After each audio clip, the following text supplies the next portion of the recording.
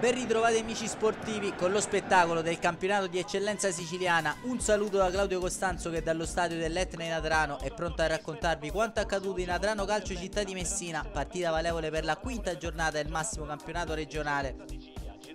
Mister Furnari dovrà fare a meno degli infortunati Billè Maisano e Davide Leo e si affida al suo solito 3-5-2 che vede il neoacquisto Paterniti tra i pali, linea 3 formata da Salvatore Leo Bombara e Filistad sugli esterni di Stefano da un lato e Fragapane che torna dall'inizio sul binario mancino nella zona mediana del campo. Esordio al primo minuto per Simone Alessandro, con esso Calcagno e Quintoni, solo panchina per Cardia. In attacco Rasà e Genovese. Risponde dall'altro lato l'Adrano Calcio invece con Tabascio tra i pali, 2 Catania, 3 Mascali, 4 Napoli, 5 D'Arrigo, 6 Amore, 7 Gallo, 8 Tuccio, 9 Rubino, 10 Giuffrida e 11 Petrullo. Il primo sussulto è proprio della formazione locale con questa azione personale di Rubino. Risponde dall'altro lato con questo destro tagliato che cerca un compagno sul secondo palo di Ciccio Calcagno, non trova però l'appuntamento con la sfera Fragapane. Presenti anche i tifosi della formazione locale che qui ancora manovra. Bella azione, percussione del numero 10 Giuffrida che prova a mettere in mezzo. Ci arriva Paterniti e fa sua la sfera. Ancora da calcio piazzato in questo primo tempo. Le azioni più importanti della gara, questa volta con Quintoni che mette il pallone sul quale non arriva né Bombara né Rasà, che manca l'appuntamento col gol che poteva valere l'1-0 per i suoi. Terminerà ancora con questo calcio piazzato affidato al mancino liftato di Quintone. La prima frazione di gioco infatti dal calcio d'angolo successivo non ci sarà tempo per batterlo. Arriva il duplice fischio del direttore di gara Gallotto di Siracusa quando cominciano a muoversi i primi elementi sulle panchine delle due squadre, e noi possiamo passare invece con le nostre immagini a cura di Giuseppe Aliquò a raccontarvi quanto accaduto nella ripresa. Città di Messina che ora attaccherà da sinistra verso destra e dopo appena 4 minuti trova questa percussione di Fragapane che si fa praticamente tutto il campo.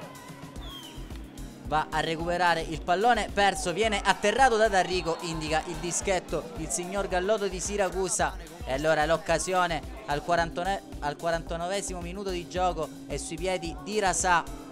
Vediamo come sia netto l'atterramento del numero 5 della formazione locale, come al solito glaciale e statuario. Rasao meravigliao al 50esimo porta avanti il Città di Messina.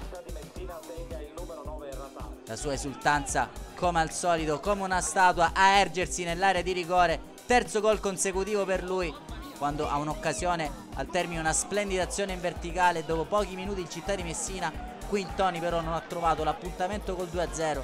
Giallorossi che ora sono padroni del campo. Qui ancora con Di Stefano che ruba palla, prova a incunearsi dalle maglie blu, tunnela l'avversario, si perde sul più bello il numero 2 del Città di Messina. Arrivano ancora le offensive per la formazione di Mister Furnari. Questa volta Genovese ha trovato la deviazione di un difensore avversario che manda il pallone in corner. Dagli sviluppi dello stesso Quintoni mette dentro per Rasà che calcia in porta, doppio rimpallo sulla schiena di Tabascio che riesce a tenere lì il pallone, che danza pericolosamente sulla linea di porta.